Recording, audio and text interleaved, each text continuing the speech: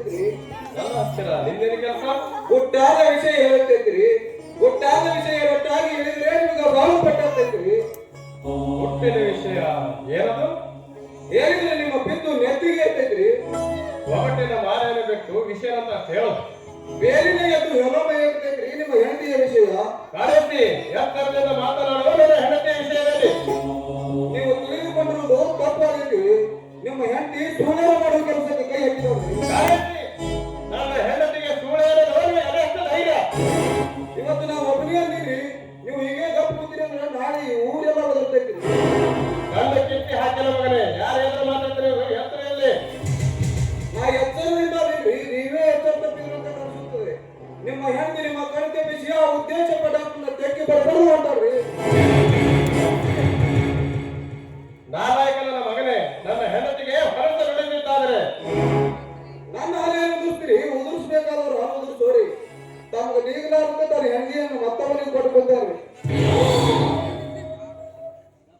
ಒಂದು ವೇಳೆ ನೀ ಹೇಳುವ ಮಾತು ಸತ್ಯ ಆದರೆ ನನ್ನ ತಲೆ ಹೋಯ್ತು ಉಳ್ಳಾಗಡ್ಡಿ ಸರ ಹಾಕಿ ಕತ್ತಿ ಮೇಲೆ ಕುಂದಿರಿಸಿ ಮೆರವಣಿಗೆ ಮಾಡುವಂತ್ರಿ ಅಂತ. ನಾಳೆ ಈ ಸದ್ಯಕ್ಕ ಮಗ ಡಾಕ್ಟರ್ ನಿಮ್ಮ ಮನೆಗೆ ಬಂದರೂ ಬರ್ಬೋದು ನೋಡ್ರಿ. ನಡೆ. ಹಾಗಾದ್ರೆ ನಿನ್ನ ನೋಡಿ ಒಂದು ನಾಟಕವನ್ನು ಆಡಿ ನನ್ನ ಹೆಂಡತಿಯ ಹೊಲೆ ಆಹಾರದ ಕಾರ್ಯವನ್ನು ಹೊರ ಹಾಕುತ್ತೇನೆ.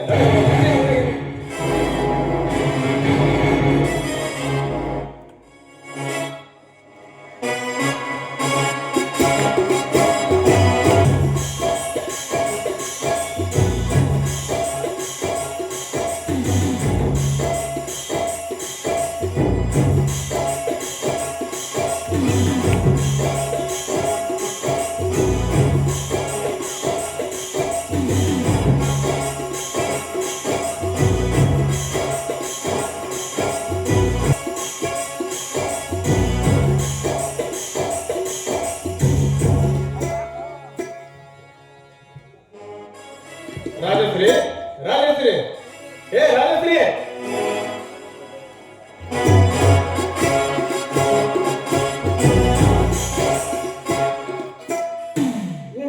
ಎಷ್ಟೊಂದು ಆವೇಶದಿಂದ ಒಂದು ಸಿಟಿಯಿಂದ ಕರೆಕ್ಟಾಗಿರಲ್ಲ. ಏನಾಯ್ತು? ಏನಿಲ್ಲ, ನಾನು ಸ್ವಲ್ಪ ಹುಬ್ಬಳ್ಳಿಗೆ ಅರ್ಜೆಂಟ್ ಹೋಗ್ಬೇಕಾಗಿತ್ತು. ನನ್ನ ಸ್ನೇಹಿತರವರು ತುಂಬಾ ಸೀರಿಯಸ್ ಅಂತೆ. ನಾನೀಗ ಅರ್ಜೆಂಟ್ ಹೋಗ್ಬೇಕಾಗಿದೆ. ಗಾಯ ಕೊಡು. ಅಲ್ಲ, ನೀವು ಹೋದ್ರೆ ನಾನು ಒಬ್ಬ ಈ ಮನೇಲಿ ಹೇಳಬೇಕು. ಅದು ಒಬ್ಬರೇ ನನ್ನ ತಲೆ ನೋವು ಬೇರೆ ವಿಪರೀತ ಆಗ್ಬಿಟ್ಟಿದೆ.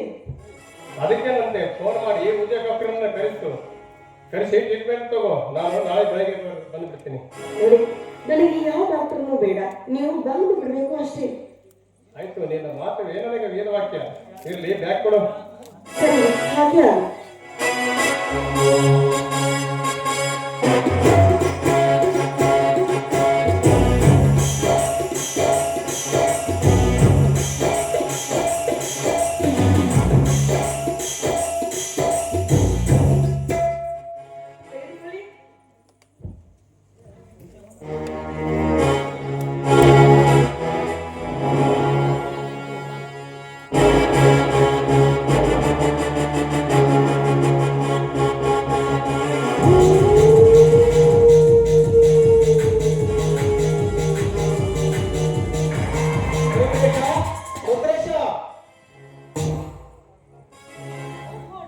ಬನ್ನಿ, ಕೂತ್ಕೊಳ್ಳಿ. ಅವರು ಈಗ ತಾನೇ ಹುಬ್ಬಳ್ಳಿಗೆ ಹೋಗಿದ್ದಾರೆ. ಯಾಕೆ, ಏನಾಯ್ತು? ಅಂತೂ ನಮ್ಮ ಇಬ್ಬರ ದೇಹಗಳು ಒಂದಾಗಲು ನಿನ್ನ ಗಂಡನೇ ಭಾಗ್ಯ ಒದಗಿಸಿತಲ್ಲ. ನೋಡಿ ಡಾಕ್ಟರ್, ಈ ಸಮಯ ಉಚಿತವಲ್ಲ. ಉಚಿತವಿಲ್ಲ ಎಂದು ಹುರುಳಿ ಹೋದವು 12 ವರ್ಷಗಳು. ಇವತ್ತಾದರೂ ನನ್ನನ್ನು ಒಂದಾಗಲು. ನೋಡಿ ಡಾಕ್ಟರ್, ಇನ್ನೂ ಅದಕ್ಕೆ ಕಾಲಾವಕಾಶ ತುಂಬಾ ಇದೆ.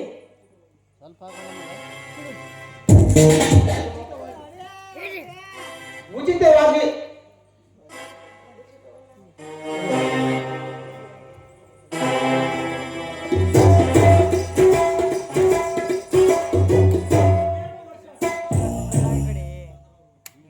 ನೋಡಿ ಡಾಕ್ಟರ್, ಅದೇನು ಅಂದ್ರೆ ಮೊದಲು ನನ್ನ ಆಸೆ ಪೂರ್ಣಗೊಳ್ಬೇಕು. ಆ ಆಸೆ ಏನು ಅಂದ್ರೆ ಜಗದೀಶನ ದೇಹ ನನಗೆ ಅರ್ಪಿಸಿದಾಗಲೇ ಅಲ್ವೇ ಈ ದೇಹದ ಮೇಲೆ ನಿಮಗೆ ಹಕ್ಕು. ನಿನ್ನ ಇಚ್ಛೆಯಂತೆ ಆ ಜಗದೀಶನಿಗೆ ಹುಚ್ಚು ಹಿಡಿಯುವ ಮದ್ದನ್ನು ಹಾಕಿ ಹುಚ್ಚು ಮಾಡಿಬಿಟ್ಟೆ. ಅದು ಅಲ್ಲದೆ ಆ ಜಗದೀಶನ ಮಗುವನ್ನು ವಿಷ ಹಾಕಿಕೊಂಡು ಬಿಟ್ಟೆ. ಇನ್ನೇನಿದೆ? ನೋಡಿ, ನೀವು ಹೇಳುದು ಸರಿದೆ. ಆದ್ರೆ ಆ ಜಗದೀಶ ನನ್ನ ಮಾತಿನಂತೆ ತನ್ನ ದೇಹ ಕೊಂಡಿಲ್ಲ.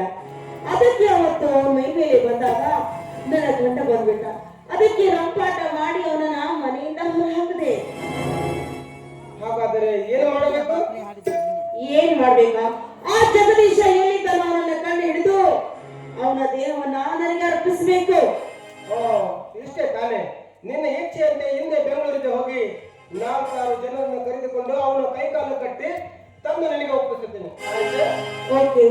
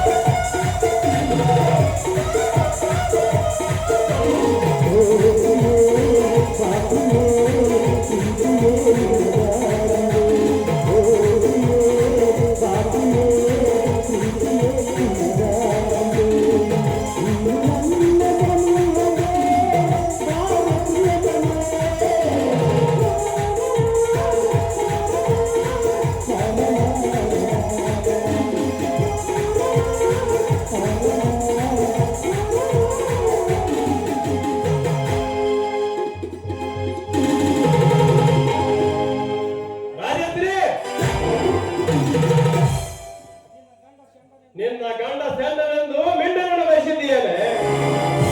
ಲೇ ಭಯಮಾರಿ, ನಿನ್ನ ಮೇಲಿನ ಪ್ರೀತಿ ಮೋಹದಿಂದ ಕೊಂಡನಾದ ಈ ರುದ್ರೇಶ ಒಡ ಹುಟ್ಟಿದ ತಮ್ಮ ಹೆತ್ತ ತಂದೆಯನ್ನು ಹೊರಗೆ ಹಾಕಿದ್ದೇನೆ. ಜಗದೀಶನ ಬಯಸಿದ ಜಾರಣಿಯೇ ನನ್ನ ನೇಗೆ ಮದುವೆಯಾಗಬೇಕಾಗಿತ್ತು.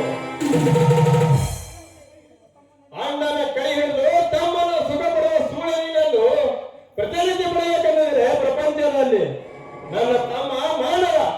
ನಿನ್ನಂತ ದಾನಿಯ ತೃಪ್ತಿ ತೀರಿಸಲು ತಿರಸ್ಕರಿಸಿದಿಂದಲೇ ಮನೆ ಬಿಟ್ಟು ಹೊರಗೆ ಹೋಗಿದ್ದ. ಎಷ್ಟಾದರೂ ಅವರನ್ನು ಎತ್ತಿ ತರಿಸಲು ಈ ಉದ್ದೇಶದ ಹತ್ತಿರ ಬಿದ್ದುಕೊಳ್ಳಲು ಸಿದ್ಧವಾಗಿರುವನೆ ರಾಕ್ಷಸಿ.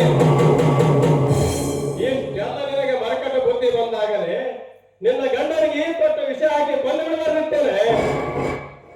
ಕೆಲ ಮಾತ್ರ ನಿನ್ನ ನೋಡಲು ಮನೆಯಲ್ಲಿ ಹೊರಟು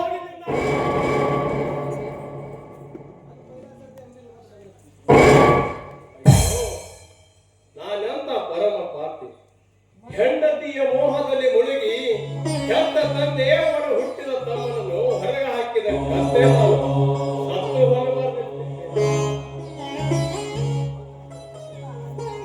ಯಾವ ಹುಟ್ಟಿನಾಗ ಯಾವ ಆವಾಜ್ ಅನ್ನೋದು ಒಂದೂ ತಿಳಿಲಾರ್ದಾಗೈತಿ ನೋಡ್ರಿ. ಶಾಂತರಾಗಿರಿ. ನಾಯಿಗೆ ಅಡಿಗೆ ಮನೆ ತೋರಿಸಿದ್ರೆ ಹಿಂಗೆ ಆಗೋದು ನೋಡ್ರಿ. ಬಾಳ ಓದ್ತೀನಿ ಕಾಡು. ನಾನೀಗ ಏನು ಮಾಡಲಿ ಒಂದು ತಿಳಿಯದಾಗಿದೆ. ಹೊಲೆ ಮುಂಡೆ ಹೆಂಡತಿಯ ಬಂಡತನ ಕಣ್ಣಾರೆ ಕಂಡು ಹೇಗೆ ಬದುಕಲಿ ಕಾಡು, ಹೇಗೆ ಬದುಕಲಿ? ಅಂದು ನಮ್ಮಪ್ಪನ ಮಾತು ಕೇಳದೆ ಎಂದು ನಾನು ಹುಚ್ಚನಾದೆ. ಸಮಾಧಾನ ತಂದುಕೊಡ್ರಿ. 10 ದಿನ ಆಗೈತಿ. ನಿಮ್ಮ ಹೆಂಡತಿಗೆ ಈಗ ಉದ್ದೇಶ ಡಬಕಲಿಗೆ ಆತರ ನೋಡ್ರಿ. ನೀವು ಹಿಂಗೆ ಸಾಲ ಬಿಟ್ರಿ ಅಂದ್ರೆ ಈ ಊರು ಜನ ಎಲ್ಲ ನಿಮ್ಮಂತ ಜೀವಂತ ಹೇಳ ಮಾಡ್ತಾರ ನೋಡ್ರಿ. ನಾನೀಗ ಏನು ಮಾಡಲಿ ನನಗೆ ಒಂದು ತಿಳಿಯದಾಗಿದೆ ಕಾಡು. ನಾನು ತಿಳಿಸ್ತೀನಿ ಅಂತ ಹೇಳಿ ನೀವು ತ್ರಾಸ ಮಾಡಿಕೊಳ್ಳೋದನ್ನ ಬಿಟ್ಟು ಮೊದಲು ಧೈರ್ಯ ತಂದುಕೊಡ್ರಿ. ಆ ಮಗ ಉದ್ದೇಶ ಡಾಕ್ಟರ್ನ ನಿಮ್ಮ ಹೆಂಡತಿನ ನಾವು ನೋಡಿದಿಲ್ರಿ. ಆದ್ರೆ ಆ ಮಗನಿಗೆ ಒಂದು ಬುದ್ಧಿ ಕಾಣ್ತೀನಿ ಅಂತ. ಆ ಮಗ ಹುಚ್ಚಿರಿಸುವ ಪುಡಿಯನ್ನು ಕಟ್ಟಿ ಹಿಡ್ದಾನ್ರಿ. ಎಷ್ಟೋ ಮಂದಿಗೆ ಮಣ್ಣು ಮುಚ್ಚಿಬಿಟ್ಟಾನ್ರಿ ಮಗ. ಆ ಮಗನ ಕಣ್ಣ ಮಣ್ಣು ಹಾಕಿ ಒಂದು ಪುಡಿಯನ್ನು ಹೊಡ್ಕೊಂಡು ಬಂದಿನ್ರಿ. ಅವನಿಗೆ ಹುಚ್ಚಿರಿಸ್ತೀನಿ ಅಂತ ತಿಳಿದಂತ. ಅಷ್ಟು ಮಾಡಿದ್ರೆ ನೀನನ್ನ ಪಾಲಿನ ದೇವರನ್ನು ತಿಳಿಸ್ತೇನೆ. ಕಾಡು ತೆಗೆದುಕೋ ಆ ಕೆಲಸಕ್ಕೆ. ಹಿಂಗ ಕೂತಿರಿ ಹೇಳ್ಕೊಂತ ಮುಖ ತೊಳ್ಕೊಂಡು ಮಲ್ಕೊಂಡ್ರಂತ.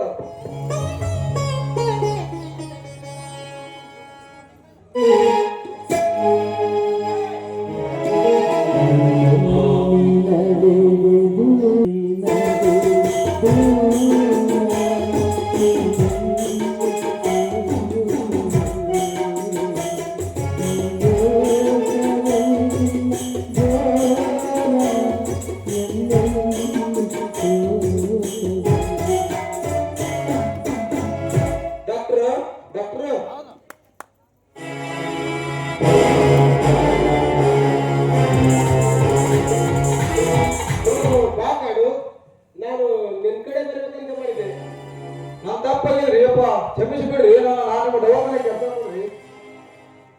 ಕಾಳು ನಿನಗೆ ದವಾಖಾನೆ ಕೆಲಸನೂ ಕೊಡ್ತೇನೆ, ಆದ್ರೆ ಆ ಕಾಳ ಜೊತೆ ಮದುವೆನೂ ಮಾಡ್ತೇನೆ. ಆಯ್ತ್ರಿ ಅಪ್ಪ, ಅಲ್ಲಿ ಸರ್ವತ್ರ ಕೊಡುವಂತ ನಡ್ರಿ.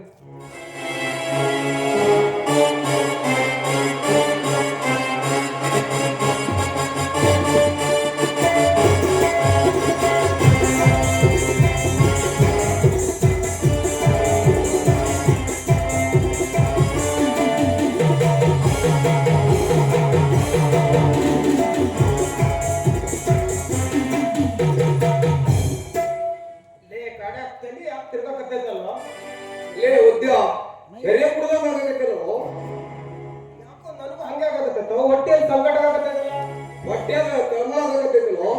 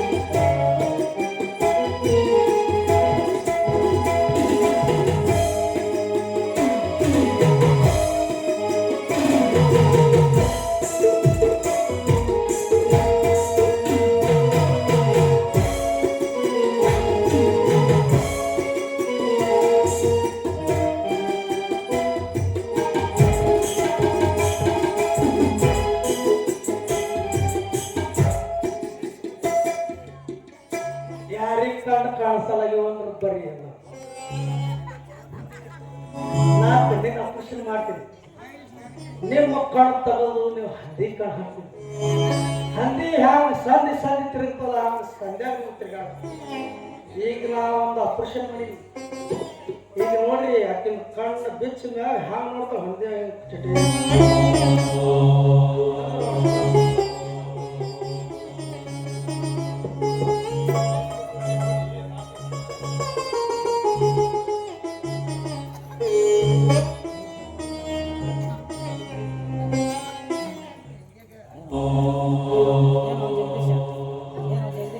ನೋಡ್ರಿಗ ಬಂದು ನೋಡ್ರಿಗ ಹ್ಯಾಂಗ ನೋಡ್ತಾಳಕ್ಕೆ ಈಗ ಕಣ್ಣು ಕಟ್ಟಿ ಬಿತ್ತು. ಜಗದೀಶ, ಜಾಣರ ಜಾಣ ನೀನು ಕೊನೆಗೂ ಹುಚ್ಚನಾದಿಯಲ್ಲೋ. ನಾನು ಯಾವ ಪಾಪಿ ನಿನಗೆ ದುಸ್ಥಿತಿ ತಂದನೋ ಆ ದೇವರಿಗೆ ಗೊತ್ತು. ಹಾ ಇರಲಿ, ಅತ್ತಿಗೆ ಕಣ್ಣು ಪಟ್ಟು ಬಿಚ್ಚಿದ್ದೇನೆ, ಸ್ವಲ್ಪ ಮಾತಾಡಬೇಡ ನೀನು. ಅಕ್ಕಿ ನನಗೆ ಗುರುತು ಹಿಡಿಯಲ್ಲ, ನೋಡ್ತೀನಿ ಮತ್ತ ಒಂದೇ ತಂದು ಬಿಡ್ತೀನಿ. ಮತ್ತ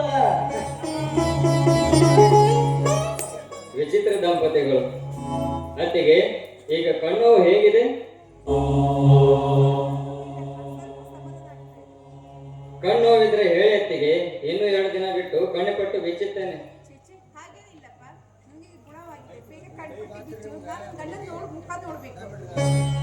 ಅಂದ ಮೇಲೆ ಕಣ್ಣು ಬಂದಾಕ್ಷಣ ಬರೀ ನಿನ್ನ ಗಂಡನನ್ನೇ ನೋಡ್ತೀವೋ ಅಥವಾ ನಿನ್ನ ಮೈದನ್ನು ನೋಡಿ ಕಣ್ ತುಂಬ ನೋಡಿ ಹೃದಯ ತುಂಬ ಆಶೀರ್ವಾದಿಸ್ತೀವೋ? ಹಾಗೆ ಮಾತಾಡಿ ನನ್ನ ಬಾಳಿಗೆ ಕಣ್ಣು ಕೊಟ್ಟ ದೇವರು ನೀನು. ನಿನ್ನ ಅದೇಗೋ ಮರಿತೀನಿ. ನಿನಗೆ ನನ್ನ ಜೀವನ ಪೂರ್ತಿ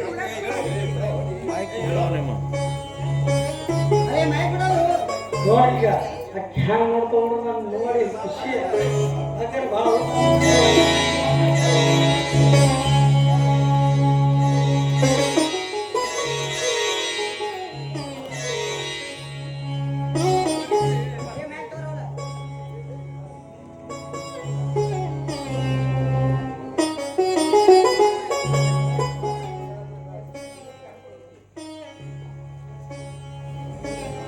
ಅತ್ತಿಗೆ ಸ್ವಲ್ಪ ಮೆಲ್ಲಗೆ ಕಣ್ ತೆಗೀರಿ.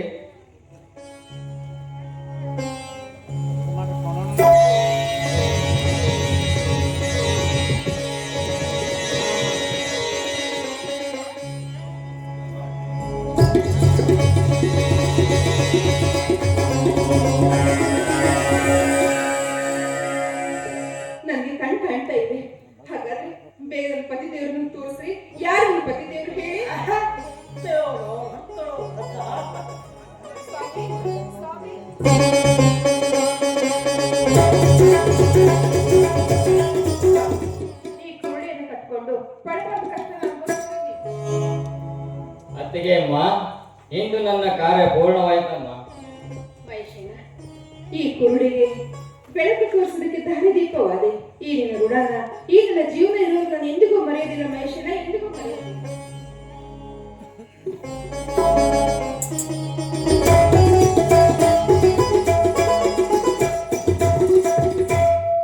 ಮಗು ದಯಶ್ರೀ, ಅದು ನಿನ್ನ ವಧುವರೆಗೆ ಹಾಕಿದ ಕಟುಕ ಮಾವು ಬಂದಿದ್ದಾನಮ್ಮ. ಮಾವ ಮಾವ ಆಶೀರ್ವಾದ ಮಗು ದೇವಶ್ರೀ, ಅಪ್ಪ, ಇಷ್ಟು ನಂಬಿಕೆ ಎಲ್ಲಿ ಹೋಗಿದ್ದೆಪ್ಪ ನೀನು? ಹೇಳು ಮಗು, ಆ ಬೀರಲಿಂಗ ನಿನ್ನ ಕಣ್ಣುಗಳಿಗೆ ಶರಣವಾದ್ರಮ್ಮ. ಈಗ ಮತ್ತೆ ನಿಮ್ಮ ಮಗಳು ನೋಡೋದಕ್ಕೆ ಬರಲ್ಲ, ನಂಗೆ ತುಂಬಾ ಸಂತೋಷ ಆಗ್ತಾ ಇದೆ ಅಪ್ಪ, ತುಂಬಾ ಸಂತೋಷ ಆಗ್ತಾ ಇದೆ. ಮಾವ, ನನ್ನಿಂದ ಏನಾದ್ರು ತಪ್ಪಾಗಿದ್ರೆ ದಯವಿಟ್ಟು ಈ ನಿಮ್ಮ ಸೊಸೆಯನ್ನ ಕ್ಷಮಿಸ್ಬಿಡಿ ಮಾವ.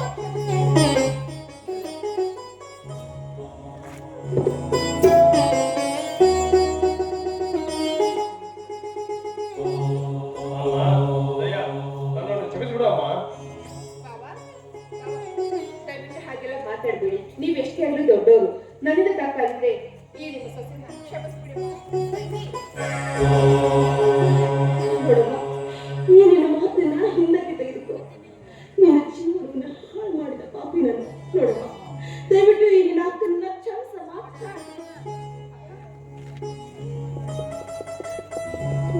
ನೋಡು ತಂಗಿ, ಈ ನಿನ್ನ ಗಂಡನಿಗೆ ಹುಚ್ಚಿಡಿಸಿ ಮತ್ತೊಬ್ಬರ ಔಷಧಿ ಹಾಕಿ ಅವನ ಜೀವನವನ್ನೇ ಹಾಳು ಮಾಡ್ಬಿಟ್ಟೆ.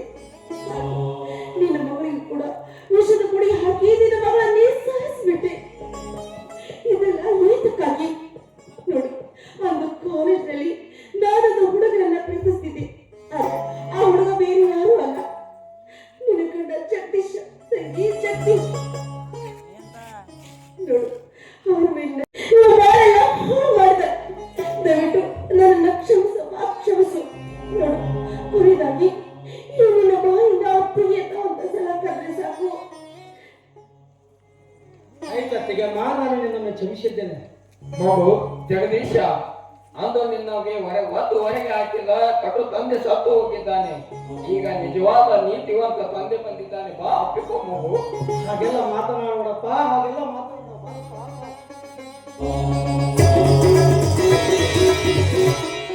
ನೋಡ್ಬೇಕು, ಇಷ್ಟೆಲ್ಲದ ಮಾಡಿದ ಪಾಪಿ ಈ ಭೂಮಿ ಮೇಲೆ ಬದುಕಿರ್ಬಾರ್ದಮ್ಮ, ಬದುಕಿರ್ಬಾರ್ದು. ಬದುಕಿದ್ರೆ ಈ ನಿಮ್ಮ ಸಂಸಾರಕ್ಕೆ ಕಳಂಕ. ಅದಕ್ಕೆ ನಾನು ಎಲ್ಲಾದ್ರೂ ದೂರ ಹೋಗಿ ಸತ್ತೋಗ್ತೀನಿ ತಂಗಿ, ಸತ್ತೋಗ್ತೀನಿ. ದಯವಿಟ್ಟು ಹಾಗೆಲ್ಲ ಮಾತಾಡೋದಕ್ಕೆ ಹೋಗ್ಬೇಡ. ಬಾಬಾ, ನನ್ನ ಅಕ್ಕ ತಪ್ಪು ಮಾಡಿದಾಳೆ, ಆದ್ರೆ ಅವಳು ಮಾತ್ರ ಶೀಲ ಯಾವತ್ತೂ ಕಳ್ಕೊಂಡಿಲ್ಲ. ಅದಕ್ಕೆ ಅವಳು ಮಾಡಿದ ತಪ್ಪನ್ನು ಕ್ಷಮಿಸಿ ಮತ್ತೆ ನೀವಿಬ್ರು ಸತಿಪತಿಗಳು ಒಂದಾಗಿ ನಗದ ಜೀವನ ಸಾಗಿಸ್ಬೇಕು ಅನ್ನೋದು ನನ್ನ ಆಸೆ. ಏನಂತೀರಿ ಬಾವ? ಆಯ್ತು ದಯಾ. ದಯವಿಟ್ಟು